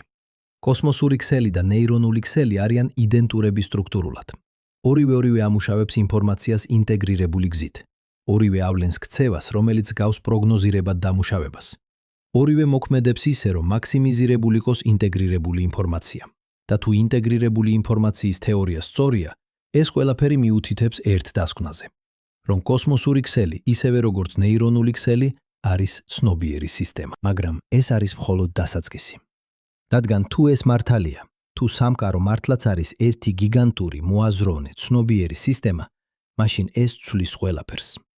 ეს ცვლის ჩვენს გაგებას იმისა, თუ ვინ ვართ ჩვენ. ეს ცვლის ჩვენს გაგებას ჩვენი ადგილისა სამყაროში. ეს ცვლის ჩვენს გაგებას სიცოცხლის მნიშვნელობისა, სიკვდილის ბუნებისა, ცნობიერების საიდუმლოებისა. და ეს არის ის, რაზეც ჩვენ უნდა ვისაუბროთ შემდეგ. არა მეცნიერული დეტალები, არა მათემატიკური ფორმულები, არამედ ღრმა, ეგზისტენციალური კითხვები, რომლებიც წარმოიქმნება ამ იდეებიდან. რას ნიშნავს იყო ადამიანი ცნობიერ სამყაროში? რას ნიშნავს სიკვდილი, თუ ცნობიერება არის ფუნდამენტური? რას ნიშნავს მნიშვნელობა, თუ ჩვენ ვართ ნაწილი უფრო დიდი კოსმოსური ცნობიერებისა? ეს არის კითხვები, რომლებიც ცილდება მეცნიერებას და შედის ფილოსოფიის, სულიერების, ადამიანური გამოცდილების სფეროში. ეხლა მოდით შევაჯამოთ ყველაფერი, რაც ვნახეთ და წავიდეთ იქამდე, სადაც მეცნიერება ხვდება რაღაც, რაც აღემატება მეცნიერებას. ჩვენ ვნახეთ, რომ ტვინისა და კოსმოსური ქსელის სტრუქტურა იდენტურია. ვნახეთ, რომ ორივე ამუშავებს ინფორმაციას ინტეგრირებული გზით. ვნახეთ, რომ ორივე ვითარდება მსგავსი ჩიპი პრინციპებით. ვნახეთ, რომ ცნობიერება შეიძლება იყოს ფუნდამენტური თვისება, რომელიც წარმოიქმნება ინტეგრირებული ინფორმაციის დამუშავებიდან. მაგრამ ეხლა მოდით დავსვათ კითხვა, რომელიც ყველაზე მეტად აინტერესებს. რას ნიშნავს ეს ყველაფერი პრაქტიკულად? როგორ შეგვიძლია ვიცოდეთ, რომ ეს არ არის უბრალოდ ლამაზი თეორია, არამედ რეალური აღწერა რეალობისა? მესმის სრულყოფილად, რაზე ფიქრობთ ახლა? თქვენ ფიქრობთ, ეს ყველაფერი ჟღერს როგორც ფსევდომეცნიერება. ფსევდომეცნიერება. ეს ჟღერს როგორც ახალი ეპოქის მისტიკა, რომელიც შეფუთულია მეცნიერული ტერმინოლოგიით. სად არის მტკიცებულება? სად არის ექსპერიმენტი, რომელიც ამას ამტკიცებს? და თქვენ აბსოლუტურად მართალი ხართ, რომ სვამთ ამ კითხვებს. ეს არის ზუსტად ის ტიპის კრიტიკული აზროვნება, რომელიც საჭიროა მეცნიერებაში. ამიტომ მოდით იყოთ აბსოლუტურად გულწრფელები იმის შესახებ, რაც ჩვენ ვიცით და რაც არ ვიცით. აი, რაც ჩვენ ვიცით დარწმუნებით. ვიცით, რომ ტვინისა და კოსმოსური ქსელის სტრუქტურული მიმსგავსება რეალურია. ეს არ არის სუბიექტური შთაბეჭდილება. ეს არის რაოდენობრივი, გაზომვადი ფაქტი, რომელიც დადასტურებულია მრავალი დამოუკიდებელი კვლევით. ვიცით, რომ ორივე სისტემა მიყვება ერთსა და იმავე მათემატიკურ პრინციპებს: მცირე სამყაროს ეფექტს, მასშტაბურ თავისუფლებას, ოპტიმალურ ინფორმაციის გადაცემას. ვიცით, რომ კვანტური გადაბმა რეალურია და ექსპერიმენტულად დადასტურებულია. ვიცით, რომ ინფორმაციის შენარჩუნების პრინციპი არის ფუნდამენტური კანონი ფიზიკაში. მაგრამ აი რაც ჩვენ არ ვიცით. არ ვიცით, არის თუ არა კოსმოსური ქსელი ნამდვილად ცნობიერი. არ ვიცით, არსებობს თუ არა რაიმე სახის სუბიექტური გამოცდილება კოსმოსურ მასშტაბებზე. არ ვიცით, როგორ შეიძლება ვიტესტოთ ეს იდეა ექსპერიმენტულად. და აქ არის კრიტიკული წერტილი. როდესაც მეცნიერება აღწევს თავის ლიმიტებს, როდესაც ჩვენ ვაწყდებით კითხვებს, რომლებზეც ჯერ არ გვაქვს პასუხები, ჩვენ გვაქვს ორი არჩევანი. ჩვენ შეგვიძლია ვთქვათ, ჩვენ არ ვიცით, ამიტომ ჩვენ არ უნდა ვისაუბროთ ამაზე. ან ჩვენ შეგვიძლია ვთქვათ, ჩვენ არ ვიცით, მაგრამ ჩვენ შეგვიძლია ვიკვლიოთ, ვიფიქროთ, ვიჰიპოთეზოთ, ფრთხილად, მკაცრად, მაგრამ ღიად. 2021 წელს ფილოსოფოსმა თომას ნაგელმა ნიუ-იორკის უნივერსიტეტიდან გამოაქვეყნა წიგნი სახელწოდებით „გონება და კოსმოსი“, სადაც ის ამტკიცებს, რომ თანამედროვე მატერიალისტური მეცნიერება აწვდება ფუნდამენტურ პრობლემას. ეს პრობლემა არის შემდეგი: თუ ცნობიერება არის რეალური და ჩვენ ვიცით, რომ ის რეალურია, რადგან ჩვენ ვცდილობთ მას, მაშინ ნებისმიერი სრული თეორია რეალობისა უნდა ხსნიდეს ცნობიერებას. მაგრამ თანამედროვე ფიზიკა, რომელიც აღწერს სამყაროს მხოლოდ რაოდენობრივი ტერმინებით, პრინციპულად ვერ ხსნის სუბიექტურ გამოცდილებას. ეს არ არის უბრალოდ ხარვეზი ჩვენ სოდნაში, ეს არის ხარვეზი თავად ჩარჩოში. ნაგელი არ ამბობს, რომ მატერიალიზმი არასწორია. ის ამბობს, რომ ის არასრულია.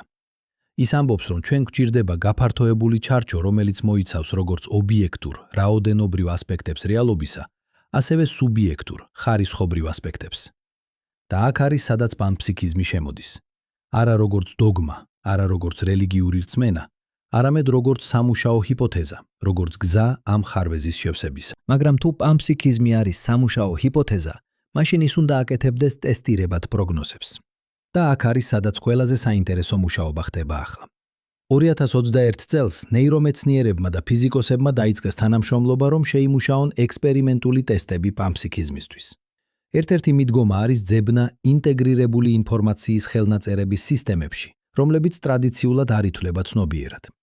მაგალითად, თუ პანფსიქიზმი სწორია, მაშინ მცენარეები, რომლებსაც აქვთ კომპლექსური ინფორმაციის დამუშავების სისტემები, უნდა აჩვენებდნენ ცემები, უნდა აჩვენებდნენ ცნობიერების გარკვეულ ხარისხს. 2021 წელს ბოტანიკოსებმა აღმოაჩინეს, რომ მცენარეები ნამდვილად ამუშავებენ ინფორმაციას გაცილებით უფრო კომპლექსური გზით, ვიდრე ვფიქრობდით.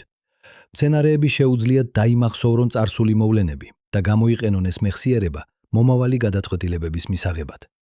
მცენარეები შეუძლიათ დაუკავშირდნენ სხვა მცენარეებს მიწისქვეშა სოკოვანი ქსელების საშუალებით, გაუზიარონ მათ ინფორმაცია საფრთხეების შესახებ. მცენარეები შეუძლიათ მიიღონ გადაწყვეტილებები იმის შესახებ, სად გაიზარდონ ფესვები, როდის გახსნან ყვავილები, როგორ განაწილონ რენი, როგორ განაწილონ რესურსები. ეს არ არის მეტაფორა.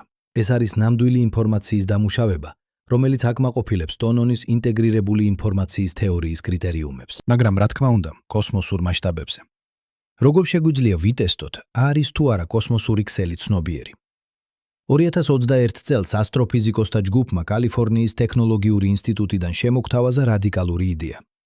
მათ თქვეს, თუ კოსმოსური ქსელი ამუშავებს ინფორმაციას ინტეგრირებული გზით, მაშინ უნდა არსებობდეს კორელაციები galaktikების ქცევაში, რომლებიც ვერ აიხსნება კლასიკური ფიზიკით. კერძოდ, უნდა არსებობდეს კორელაციები, რომლებიც ვრცელდება უფრო სწრაფად ვიდრე სინათლის სიჩქარე. კორელაციები, რომლებიც შეიძლება აიხსნას მხოლოდ კვანტური გადაბმით. მათ დაიწყეს ძებნა ამ კორელაციებისა ჰაბლის და ჯეიმს ვების ტელესკოპების მონაცემებში და მათ აღმოაჩინეს რაღაც ინტრიგული. არსებობს galaktikების წყვილები, რომლებიც მდებარეობენ მილიარდობით სინათლის წლის მოშორებით, მაგრამ რომლებიც აჩვენებენ სინქრონიზებულ ქცევას. ისინი ერთდროულად იწყებენ ვარსკვლავების ფორმირებას, ერთდროულად ცვლიან თავიანთ სტრუქტურას. ეს სინქრონიზაცია არ შეიძლება აიხსნას გრავიტაციული ურთიერთქმედებით, რადგან გრავიტაციული სიგნალები მოძრაობენ სინათლის სიჩქარით და არ შეძლებდნენ კოორდინირებას ასეთ მანძილებზე. ეს არ შეიძლება აიხსნას შემთხვევითობით, რადგან სტატისტიკური ანალიზი აჩვენებს, რომ ეს კორელაციები არის მნიშვნელოვანი. ეს არ არის დამაჯერებელი მტკიცებულება კვანტური გადაბმისა კოსმოსურ მასშტაბებზე. ეს არ არის დამაჯერებელი მტკიცებულება კოსმოსური ცნობიერებისა, მაგრამ ეს არის ინტრიგული ანომალია, რომელიც მოითხოვს ახსნას.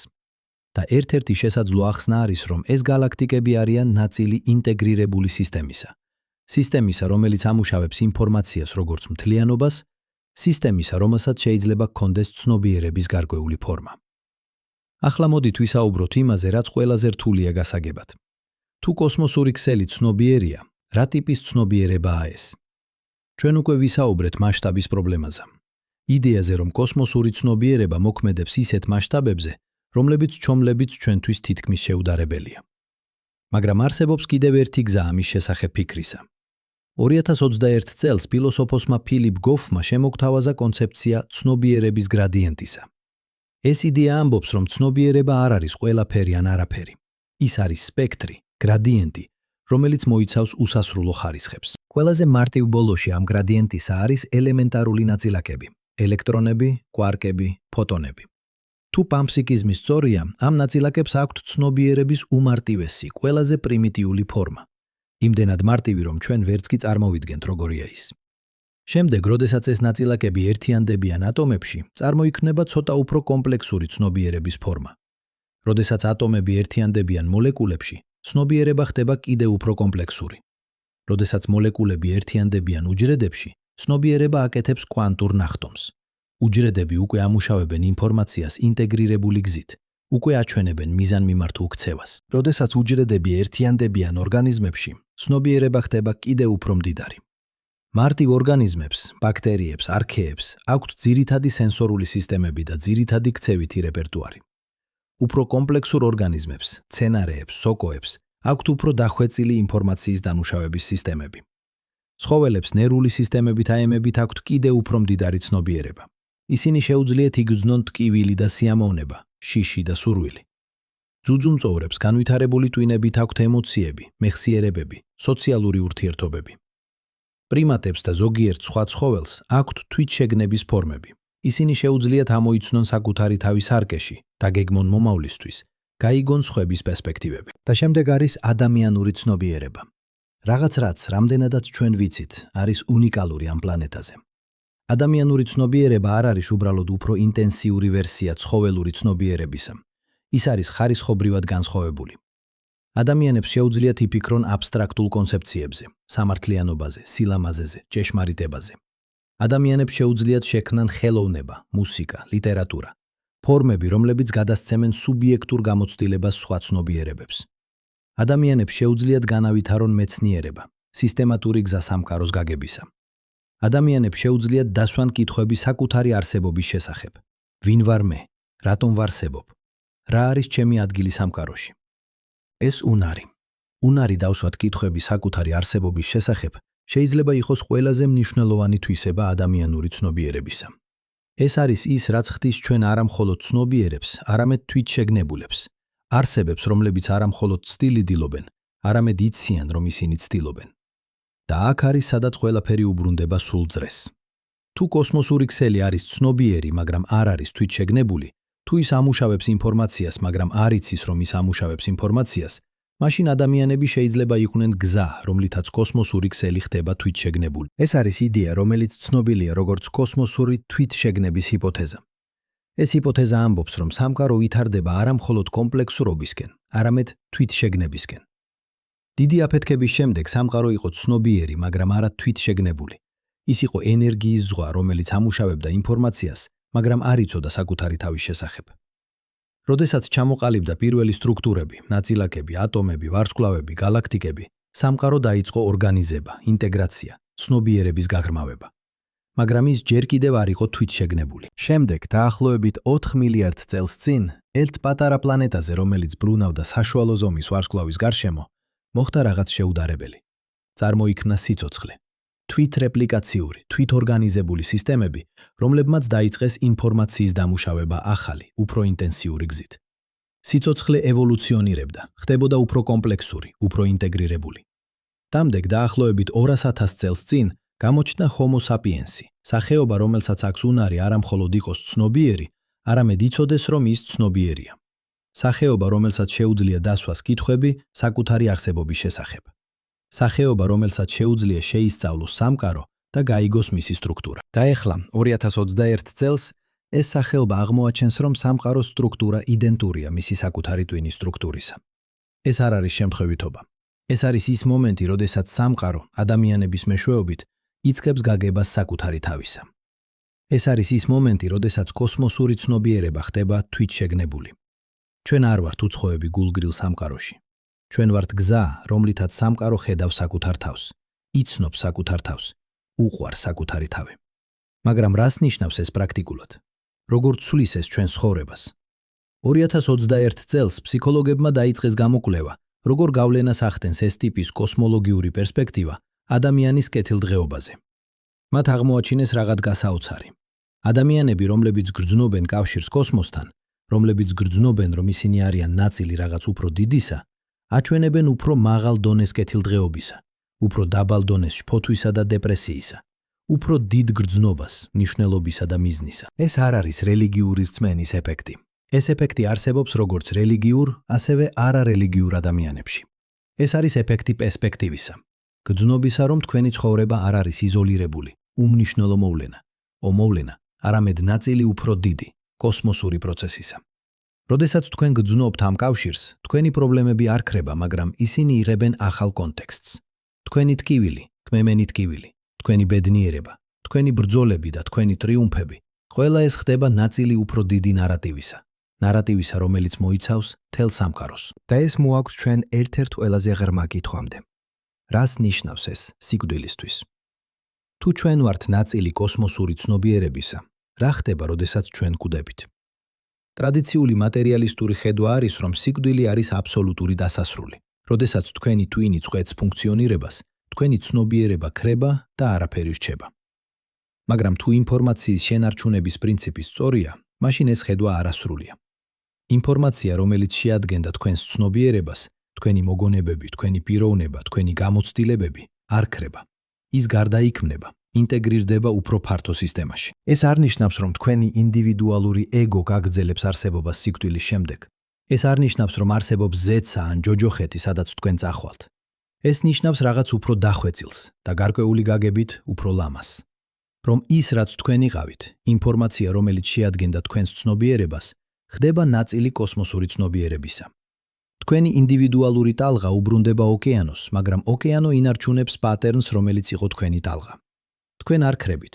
თქვენ ხდებით ნაკლებად ნადლოკალიზებული, უფრო დიფუზური, ინტეგრირებული უფრო ფართო მთლიანობაში. და ახლა ბოლოს მოდით დაუბრუნდეთ იქიდან, საიდანაც დავიწყეთ. 2021 წელს ფრანკო ვატსამ და ალბერტო ფელეტიმ აჩვენეს, რომ კომპიუტერი ვერ შეძლო განასხვაოს ტვინის სურათი კოსმოსის სურათისგან. ეს იყო დასაწყისი მოგზაურობისა, რომელმაც მიგვიყვანა ღრმა კითხვებამდე ცნობიერების, ინფორმაციის, დროის, რეალობის, ბუნების შესახებ. ჩვენ ნახეთ, რომ ეს მსგავსება არ არის ზედაპირული. ის არის ღრმა, სტრუქტურული, მათემატიკური. ჩვენ ნახეთ, რომ ორივე სისტემა ამუშავებს ინფორმაციას ინტეგრირებული გზით. ჩვენ ნახეთ, რომ ორივე ვითარდება მსგავსი პრინციპებით. ჩვენ ნახეთ, რომ დრო შეიძლება იყოს ილუზია და რომ ინფორმაცია არასოდეს არ იკარგება. მაგრამ ყველაზე მნიშვნელოვანი რაც ვნახეთ არის ეს, რომ ჩვენ არ ვართ უცხოები გულგრილ სამყაროში. ჩვენ ვართ ნაწილი სამყაროსი. არა მხოლოდ ფიზიკურად, არამედ ფუნდამენტურად. ჩვენი ცნობიერება არ არის შემთხვევითი პროდუქტი ევოლუციის. ჩვენი ცნობიერება არის ადგილობრივი, ინტენსიური გამოვლინება იმ ფუნდამენტური ცნობიერებისა, რომელიც გაზდევს მთელ სამყაროს. ჩვენ ვართ გზა, რომლითაც სამყარო ხედავს საკუთარ თავს, იცნობს საკუთარ თავს, უყვარს საკუთარი თავი. ჩვენ ვართ კოსმოსური ცნობიერების თვალები, ღურები, ხელები. და ეს ნიშნავს, რომ ყველაფერი, რასაც თქვენ აკეთებთ, აქვს კოსმოსური მნიშვნელობა. ყოველი აზრი, რომელსაც თქვენ ფიქრობთ, ყოველი არჩევანი, რომელსაც თქვენ აკეთებთ, ყოველი გამოცდილება, რომელსაც თქვენ ცდილობთ, ყველა ეს არის ნაწილი იმ პროცესისა, რომლითაც სამყარო ვითარდება, იზრდება, ხდება უფრო ცნობიერი. თქვენ არ ხართ უმნიშვნელო, თქვენ ხართ აუცილებელი. თქვენ ხართ ის, რაც სამყაროს სჭირდება, რომ გახდეს თვითშეგნებული. მაგრამ ეხლა ამ მოგზაურობის ბოლოს მოდით დავსვათ კითხვა, რომელიც შეიძლება ყველაზე მნიშვნელოვანია. რას ნამდვილად ვიცით? ყველაფრის შემდეგ, რაც ვნახეთ, ყველა ამ გასაოცარი მსგავსების, ყველა ამ ელეგანტური თეორიის, ყველა ამ ინტრიგული ექსპერიმენტის შემდეგ, რამდენი ამ ყველაფრისგან არის დადასტურებული ფაქტი და რამდენი არის ლამაზი ჰიპოთეზა? დავიწყოთ იმით, რაც ჩვენ ნამდვილად ვიცით დარწმუნებით. ვიცით, რომ სტრუქტურული მსგავსება რეალურია. ეს არ არის ინტერპრეტაცია, ეს არის გაზომვადი, რაოდენობრივი ფაქტი. ვიცით, რომ ორივე სისტემა მიყვება ერთსა და იმავე მათემატიკურ პრინციპებს. ვიცით, რომ ინფორმაციის შენარჩუნების პრინციპი არის ფუნდამენტური კანონი ფიზიკაში. ვიცით, რომ კვანტური გადაბმა რეალურია და ექსპერიმენტულად დადასტურებულია. ვიცით, რომ ცნობიერება არსებობს. ეს არის ერთადერთი რამ, რაშიც ჩვენ შეგვიძლია ვიყოთ აბსოლუტურად დარწმუნებულები, რადგან ჩვენ ვცდილობთ მას ამ წამში. მაგრამ აი რაც ჩვენ არ ვიცით და აქ ჩვენ უნდა ვიყოთ აბსოლუტურად გულწრფელები. ჩვენ არ ვიცით, არის თუ არა კოსმოსური ქსელი ნამდვილად ცნობიერი. ჩვენ არ ვიცით, არსებობს თუ არა რაიმე სახის სუბიექტური გამოცდილება კოსმოსურ მასშტაბებზე. ჩვენ არ ვიცით, როგორ შეიძლება ვიტესტოთ ეს იდეა საბოლოოდ. ჩვენ არ ვიცით, არის თუ არა პანფსიქიზმი სწორი, თუ ცნობიერება ნამდვილად არის ფუნდამენტური თვისება რეალობისა. ჩვენ არ ვიცით, როგორ წარმოიქმნება სუბიექტური გამოცდილება ფიზიკური პროცესებიდან. ეს რჩება ცნობიერების რთულ პრობლემად, რომელიც ჯერ არ არის გადაწყვეტილი. ჩვენ არ ვიცით, არის თუ არა დრო ნამდვილად ილუზია, თუ ის არის რაღაც უფრო ფუნდამენტური. ჩვენ არ ვიცით, რა ხდება ინფორმაციასთან სიკვდილის შემდეგ. ჩვენ ვიცით, რომ ის არ იკარგება ფიზიკურად, მაგრამ ჩვენ არ ვიცით, ნიშნავს თუ არა ეს რაიმეს ცნობიერების გაგრძელებისთვის. ჩვენ არ ვიცით, არის თუ არა სამყარო ციკლური, თუ ის იყო ერთი დიდი აფეთქება და იქნება ერთი საბოლოო ბედი. ჩვენ არ ვიცით, რატომ არსებობს რაიმე საერთოდ, ნაცვლად არაფრისა. ეს რჩება ფილოსოფიის ყველაზე ღრმა კითხვად და შეიძლება ყველაზე მნიშვნელოვანი. ჩვენ არ ვიცით, არის თუ არა ჩვენი მეცნიერება, ჩვენი მათემატიკა, ჩვენი ფიზიკა, ჩვენი ლოგიკა საკმარისი რეალობის სრული გასაგებად. შეიძლება არსებობდეს ასპექტები რეალობისა, რომლებიც პრინციპულად მიუწვდომელია ჩვენი მეცნიერული მეთოდებისთვის. შეიძლება არსებობდეს კითხვები, რომლებზეც პასუხი არ შეიძლება გაეცეს ემპირიული დაკვირვებით. შეიძლება არსებობდეს ჭეშმარიტებები, რომლებიც ცილდებიან ადამიანური გაგების შესაძლებლობებს. ეს არ არის დამარცხება მეცნიერებისა. ეს არის აღიარება მისი ბუნებისა. მეცნიერება არის პროცესი, არა დასრულებული პროდუქტი. მეცნიერება არის გზა კითხვების დასმისა, ჰიპოთეზების ტესტირებისა, ახალი ჭეშმარიტებების აღმოჩენისა. მაგრამ ყოველი პასუხი, რომელსაც მეცნიერება იძლევა, აჩენს ახალ, უფრო ღრმა კითხვებს. ყოველი აღმოჩენა ხსნის ახალ ტერიტორიას უცნობისა. ეს არის ის, რაც ხდის მეცნიერებას ისეთ ლამას. არა იმიტომ, რომ ის გვაძლევს საბოლოო პასუხებს, არამედ იმიტომ, რომ ის გვიჩვენებს, რამდენი ბევრი რამ არის ჯერ კიდევ შესასწავლი. ფიზიკოსმა რიჩარდ ფეინმანმა ერთხელ თქვა: მე შემიძლია უსაფრთხოდ ვცხოვრო, არ ცოდნაში და არ იყო დარწმუნებული პასუხებში. მე არ მჭირდება ცოდნა ყველაფრის შესახებ. მე შემიძლია ვიცხოვრო ეჭვში და გაურკვევლობაში და არ იყო შეშფოთებული იმის არცოდნით. ეს არის ნამდვილი მეცნიერული დამოკიდებულება. არა დოგმატური დარწმუნება, არამედ ღია ცნობის მოყვარეობა. არა შიში უცნობისა, არამედ აღფრთოვანება მისი გამოკვლევით. და აქ არის სადაც ფილოსოფია შემოდის. არა როგორც კონკურენტი მეცნიერებისა, არამედ როგორც მისი პარტნიორი. მეცნიერება გვეუბნება რა ხდება, როგორ მოძრაობენ პლანეტები, როგორ ევოლუციონირებს სიცოცხლე, როგორ ამუშავებს ტვინი ინფორმაციას. ფილოსოფია გვეუბნება რას ნიშნავს ეს, რა არის ჩვენი ადგილი სამყაროში, როგორ უნდა ვიცხოვროთ, რა არის კარგი ცხოვრება. ორივე საჭიროა სრული გაგებისთვის, ორივე არის გზა ჭეშმარიტებისკენ. და აქ არის სადაც ბნელი მატერია და ბნელი ენერგია ხდება მეტაფორა. გახსოვთ, ჩვენ თქვით, რომ კოსმოსურ ქსელში აქტიური galaktikები და ვარსკვლავები შეადგენენ მხოლოდ დაახლოებით 25%-ს მთლიანი მასა ენერგიისა. დანარჩენი 35% არის ბნელი მატერია და ბნელი ენერგია, ნივთიერებები, რომლებსაც ჩვენ ვერ ვხედავთ, ვერ ვეხებით, ვერ პირდაპირ ვზომავთ. ჩვენ ვიცით, რომ ისინი არსებობენ მხოლოდ მათი გრავიტაციული ეფექტებით. ისინი არიან უხილავი, მაგრამ ისინი აყალიბებენ სამყაროს სტრუქტურას. ეს არის ლამაზი მეტაფორა ჩვენი ცოდნის ლიმიტებისთვის. ყველაფერი, რასაც ჩვენ ვიცით, ყველა ჩვენი მეცნიერება, ყველა ჩვენი ფილოსოფია, ყველა ჩვენი ხელოვნება შეადგენს მხოლოდ დაახლოებით 25%-ს რეალობისა. დანარჩენი 35% არის ბნელი. არა იმიტომ, რომ ის ბოროტია, არამედ იმიტომ, რომ ჩვენ ჯერ არ გვიბწყინავს სინათლე მასზე. მაგრამ ეს ბნელი ნაწილი არ არის ცარიელი. ის არის სავსე პოტენციალით, შესაძლებლობებით, საიდუმლოებებით, რომლებიც ელოდებიან აღმოჩენას. და შეიძლება ყველაზე ღრმა საიდუმლო არის არა ბნელი მატერია ან ბნელი ენერგია, არამედ ცნობიერება თავად. როგორც წარმოიქმნება სუბიექტური გამოცდილება ობიექტური პროცესებიდან? რატომ არსებობს რაღაც, რაც ნიშნავს იყო ჩვენ? ეს არის ის, რასაც ფილოსოფოსი დევიდ ჩალმერსი უწოდებს ცნობიერების რთულ პრობლემას და ეს რჩება ყველაზე დიდ საიდუმლოდ მეცნიერებაში. შეიძლება ჩვენ არასოდეს ვიპოვოთ სრული პასუხი. შეიძლება ეს კითხვა სცილდება ადამიანური გაგების შესაძლებლობებს, მაგრამ ეს არ ნიშნავს, რომ ჩვენ უნდა შევწყვიტოთ ძებნა. და ეხლა ამ ყველაფრის შემდეგ, ამ მოგზაურობის შემდეგ, კოსმოსურ მასშტაბებში, კვანტურ რეალობებში, ფილოსოფიურ სიღრმეებში, მოდით დაუბრუნდეთ იქ, საიდანაც დავიწყეთ. მოდით დაუბრუნდეთ თქვენთან, რომელიც ზის და უსმენს ამ სიტყვებს. თქვენთან, რომლის ტვინში ახლა ამ წამში 96 მილიარდი ნეირონი ქმის ქსელს, რომელიც ამუშავებს ამ ინფორმაციას, ქმის აზრებს, გენერირებს გრძნობებს. რას ნიშნავს ეს ყველაფერი თქვენთვის? როგორ ცვლის ეს თქვენს ცხოვრებას იმის ცოდნამ, რომ თქვენი ტვინის სტრუქტურა იდენტურია კოსმოსური ქსელის სტრუქტურისა? იმის ცოდნამ, რომ თქვენ შეიძლება იყოთ ნაწილი რაღაც უფრო დიდისა, რაღაც კოსმოსურისა. იმის ცოდნამ, რომ თქვენი ცნობიერება შეიძლება იყოს არა შემთხვევებითი პროდუქტი, არამედ ფუნდამენტური ასპექტი რეალობისა. პირველ რიგში ეს იძლევა პერსპექტივას. როდესაც თქვენ გრძნობთ სტრესს, თქვენი ყოველდღიური პრობლემების გამო, თქვენი სამსახური, თქვენი ურთიერთობები, თქვენი ფინანსები, ეს პერსპექტივა გეხმარებათ დაინახოთ, რომ ეს პრობლემები, რამდენადაც რეალურია ისინი, არის მცირე ნაწილი ბევრად უფრო დიდი სურათისა. თქვენ ხართ ნაწილი სამყაროსი, რომელიც 14 მილიარდ წელს მოიცავს და ტრილიონობით გალაქტიკას შეიცავს. თქვენი პრობლემები არ ქრება, მაგრამ ისინი იღებენ ახალ კონტექსტს. მეორე, ეს იძლევა კავშირს. როდესაც თქვენ გრძნობთ მარტოობას, როდესაც თქვენ გრძნობთ, რომ არავინ გეგებათ, ეს პერსპექტივა გეხმარებათ დაინახოთ, რომ თქვენ არასოდეს ხართ ნამდვილად მარტო. თქვენ ხართ ნაწილი ქსელისა, რომელიც აკავშირებს ყველა ცნობიერ არსებას ამ პლანეტაზე და შესაძლოა ყველა სტრუქტურას სამყაროში. ყოველი ადამიანი, რომელსაც თქვენ ხვდებით, არის სხვა ნეირონი იმავე გიგანტურ ქსელში.